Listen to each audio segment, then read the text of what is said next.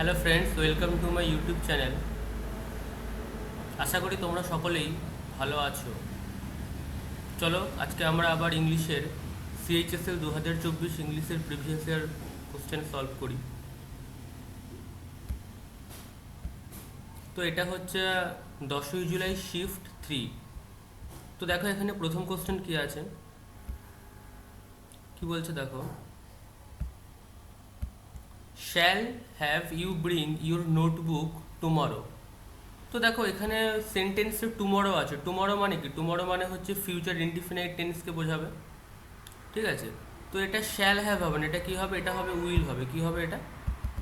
এটা হবে হচ্ছে will you bring your notebook tomorrow. তো এখানে ভুল হচ্ছে, এই কোশ্চেন নাম্বার, এই অপশান নাম্বার 3, এটা শ্যাল হ্যাভ হবে না, এটা হবে উইল ইউ।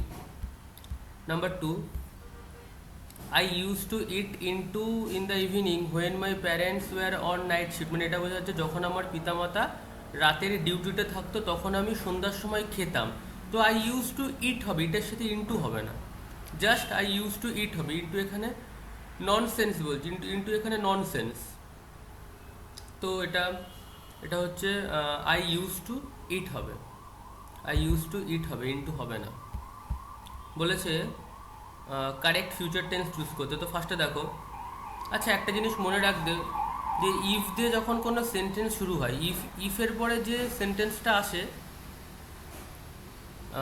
ইফের পরে যে সেন্টেন্সটা আছে সেটা যদি প্রেজেন্ট ইনডিফিনাইট টেন্সে হয়, তো ইফের পরে কমা দিয়ে যে সেন্টেন্সটা আছে সেটা ফিউচার টেন্সে হবে। তো দেখো প্রথম সেন্টেন্সটা কি বলছে, ইফ ইউ হ্যাড ওয়ার্ক, এটা কি প্রেজেন্ট ইনডিফিনাইট টেন্সে আছে? নাই, তো এটা তো হবেই না, যার সাথে উইল কখনো আসতেই পারে না। If you work hard in the same manner you will soon achieve success. তাহলে এখানে ঠিক হচ্ছে অপশান নাম্বার 2। কেন অপশান নাম্বার 2? কারণ অপশান নাম্বার 2-এ ইফ দিয়ে কোনো সেন্টেন্স যদি শুরু হয় এবং ইফের পরে সেন্টেন্সটা প্রেজেন্ট ইনডিফিনাইট টেন্সে হলে কমার পরবর্তী সেন্টেন্স সবসময় ফিউচার টেন্সে হয়। তো অপশান নাম্বার 2 ঠিক আছে এখানে। চারেরটা কি বলেছে, Ganga was out shopping at the mall and ran over. এটা র্যান ওভার হবে না, এখানে র্যান ওভারের স্কুলমেট, অর্থাৎ র্যান ইনটু হবে। কেন র্যান ইনটু কেন হবে? র্যান ইনটু মানে হবে হচ্ছে অ্যাক্সিডেন্টালি কারোর সাথে দেখা হয়ে যাওয়া, তো এটা র্যান ইনটু হবে। ক্লোজ টেস্ট দেখো কি বলছে, in today's fast paced and technology driven world dash is crucial two disconnect occasionally for the sake of our health. তাহলে কি? তো আজকের এই মানে তাড়াতাড়ি টেকনোলজিতে অ্যাডভান্স হওয়া ওয়ার্ল্ডে কি এটা ক্রুশিয়াল, আমাদের হেলথের সম্পর্কে আমাদের জ্ঞান হওয়া, হেলথ সম্পর্কে সচেতন হওয়া আমাদের ক্রুশিয়াল। তাহলে এটা কি হবে? এটা হবে it is crucial, it is crucial. Then কি বলেছে, dash exposure to screens and the demands of the digital era can lead to stress. মানে বলছে যে সারাদিন স্ক্রিনের দিকে তাকিয়ে থাকা এবং যে স্ক্রিনের প্রতি যে আমাদের যে ডিমান্ড, ডিজিটাল এরার যে আমাদের ডিমান্ড, সেটা আমাদেরকে স্ট্রেসের সৃষ্টি করছে। তাহলে কি হবে এটা? ইন্টারাপ্টেডটা হবে না, এটা হবে হচ্ছে কনস্ট্যান্ট, কনস্ট্যান্ট এক্সপোজিওর। মানে হচ্ছে কনস্ট্যান্ট মানে কি? মানে কন্টিনিউয়ালি স্ক্রিনের প্রতি, আমার স্ক্রিনের দিকে আমাদের তাকিয়ে থাকে এবং এই ডিজিটাল এরাতে যে ডিমান্ডস আছে সেগুলো আমাদেরকে স্ট্রেসের সৃষ্টি করছে, স্ট্রেস করছে, অ্যানাইক্সাইটি করছে and reduced wellbeing. Taking time to unplug and engage dash activities that promote relaxation. তাহলে কি মানে, তাহলে দেখো taking time to unplug and engage in হবে। এনগেজের সাথে সবসময় দুটো জিনিস বসে, এনগেজ টু যেটা হচ্ছে কারোর সাথে বিয়ে করলে সেটা হবে হচ্ছে এনগেজ টু বসে, কিন্তু কোনো একটা অ্যাক্টিভিটিতে এনগেজ থাকা তার সাথে সবসময় এনগেজ ইন বসে। তাহলে and engage in activities that promote relaxation such as spending time in nature dash in hobbies or simply enjoying quality of time. তাহলে এটা কি হবে? এটা হবে হচ্ছে চেজিং তো হবে না, পারসুইং হবে। পারসুইং মানে কি? পারসুইং মানে হবে হচ্ছে নিজের চরিতার্থ করা, মানে নিজের হবির প্রতি খেয়াল রাখা, নিজের হবিকে নিয়ে ভাবা। তো এটা কি হবে? Spending time in nature and pursuing hobbies or simply enjoying quality time with loved ones allows us to recharge. মানে আমাদেরকে সেটা কি অ্যালো করবে? রিচার্জ মানে হচ্ছে আমাদেরকে রিঅ্যাক্টিভ হতে সাহায্য করে। Find balance and dash our mental and physical health and কি অ্যান্ড প্রিয়োরিটাইজ মানে হবে কি, মানে আমাদের মেন্টাল অ্যান্ড ফিজিক্যাল হেলথকেই আগে রাখবে, মানে আগে কাকে গুরুত্ব দেবে, আমাদের মেন্টাল হেলথ আর ফিজিক্যাল হেলথকে আগে গুরুত্ব দেবে। তারপরে দেখো কি বলছে, কাম মানে হচ্ছে শান্ত হয়ে যাওয়া, বা কাম মানে হচ্ছে ভেরি কোয়াইট, যার অ্যান্টোনিম কি হবে, আপসেট হবে। আপসেট মানে কি, যে যার মন সবসময় বিচলিত, যে হচ্ছে মনে মনে ঠিকঠাক নাই, মানে এক্সাইটেড, তাহলে কামের অ্যান্টোনিম হবে আপসেট হবে। অ্যাবসার্ড মানে কি, অ্যাবসার্ড মানে হবে হচ্ছে যা খুবই হাস্যকর ঘটনা, অর্থাৎ অ্যাবসার্ডের সিনোনিম কি, ইরাশনাল। র্যাশনাল মানে হচ্ছে ঠিকঠাক কথাবার্তা, যেটা হচ্ছে র্যাশনাল কথাবার্তা মানে হচ্ছে যার একটা ইম্পর্টেন্স আছে, আর ইরেশনাল মানে কি, যার কোনো আনইম্পর্টেন্ট কথা। অ্যাবসার্ড মানে হাস্যকর কথা। সাডেন মানে তো হঠাৎ। আরবিট্রারি মানে হচ্ছে মিডল ম্যান। তারপরে দেখো এটা কি বলেছে, incorrectly spelled word, the choice of buying a yacht, এটা কি হবে, the choice of buying a yacht, এটাই হচ্ছে ইনকারেক্ট স্পেলিং আছে, কারণ এখানে বাইং বানান ঠিক আছে, চয়েস বানান ঠিক আছে, পুয়ার বানানো ঠিক আছে। অ্যান্টোনিম হচ্ছে ভালগার। ভালগার মানে হবে হচ্ছে খারাপ, মানে হচ্ছে অ্যাবিউজিভ ল্যাঙ্গুয়েজ ইউজ করা।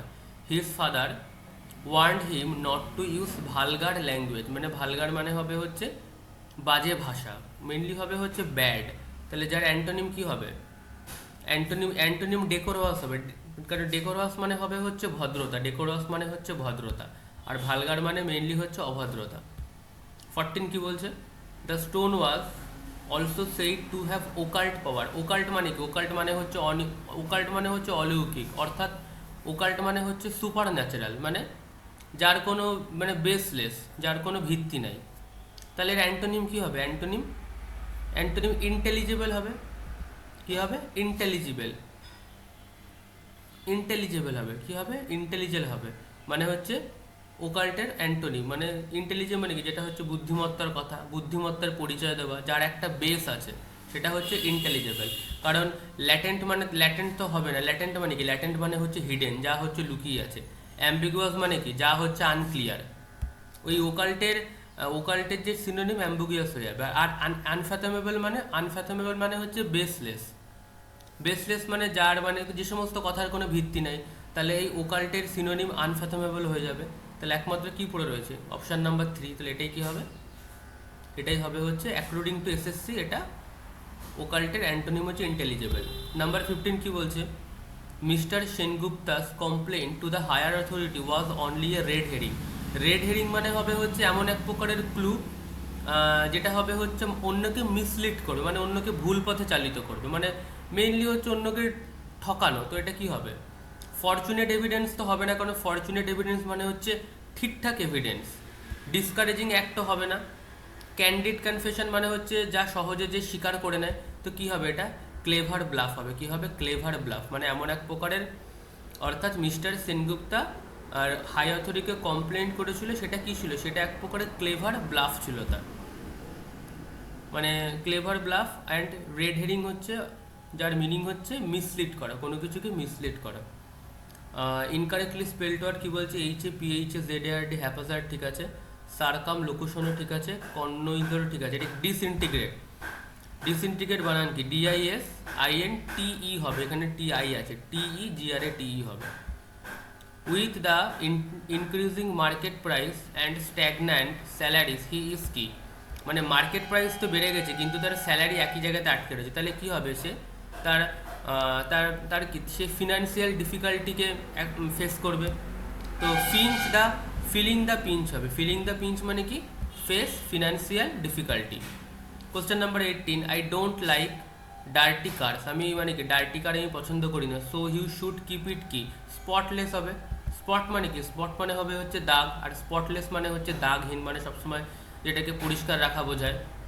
19 কি বলছে, Shelly was very happy while I accepted her invitation, মানে আমি যখন তার বার্থডে ইনভাইটেশনটাকে অ্যাকসেপ্ট করেছিলাম তখন সে খুশি হয়েছে, তাহলে কী হবে, হোয়েন হবে। There was no one dash a few of my friend, তাহলে there was no one except হবে, মানে আমার কিছু নির্দিষ্ট বন্ধু ছাড়া সেখানে আর কেউ ছিল না। কোশ্চেন 20 বলেছে স্টোইক, যার অ্যান্টোনিম মানে কি, স্টোইক মানে হচ্ছে ইনডিফারেন্স, মানে যে সবসময় ইন্ট্রোভার্ট থাকে, মানে একাকী থাকতে পছন্দ করে, অর্থাৎ স্টোইকের সিনোনিম তো অ্যাপাথেটিক হয়ে যাবে, তাহলে স্টোইকের অ্যান্টোনিম কি হবে? ফারভেন্ট হবে। কি হবে? ফারভেন্ট মানে একটু হচ্ছে এনথুজিয়াস্টিক, মানে যার মধ্যে কৌতূহল আছে, কিউরিয়াস আছে। স্টোইকের অ্যান্টোনিম হচ্ছে ফারভেন্ট হবে। 22 বলছে দেয়ার ওয়াজ সাম ড্রয়িং পিনস। দেখো এটার মানে হচ্ছে যে আমার ডেস্কে কিছু ড্রয়িং পিনস আছে, তো এটা একটা ফ্যাক্ট, মানে যেটা হচ্ছে প্রেজেন্ট টেন্সে বলছে। তো দেয়ার ওয়াজ হবে না, এটা কি হবে? দেয়ার আর সাম ড্রয়িং হবে, দেয়ার আর সাম ড্রয়িং পিনস হবে। 23 কি বলছে? The common masses have waited for 3 hours to meet the king. দেখো এখানে আমি একটু আগে তোমাদেরকে আমি আগের ভিডিওতেও বলেছিলাম যে যখনই সেন্টেন্সের টাইম ইন্টারভেলের কথা বলবে, for 3 hours, for 5 years, since Monday, since অমুক টাইম, সিন্স মর্নিং, এই সমস্ত ক্ষেত্রে সবসময় সবসময় হচ্ছে সেন্টেন্সে ফর বসে। তো এখানে ফর 3 hour মানে সে 3 ঘন্টা ধরে এই কমন মাসেসটা কি করছিল? ওয়েট করছে মানে 3 ঘন্টা আগে থেকে এখনো পর্যন্ত ওয়েট করেছে, অর্থাৎ এটা পারফেক্ট কন্টিনিউয়াস বোঝায়। তো এটা কি হবে? হ্যাভ বিন ওয়েটিং হবে। অপশন নাম্বার 1 হবে, হ্যাভ বিন ওয়েটিং। 24 কি বলছে? She is under the অ্যালিউশন that she will get the job.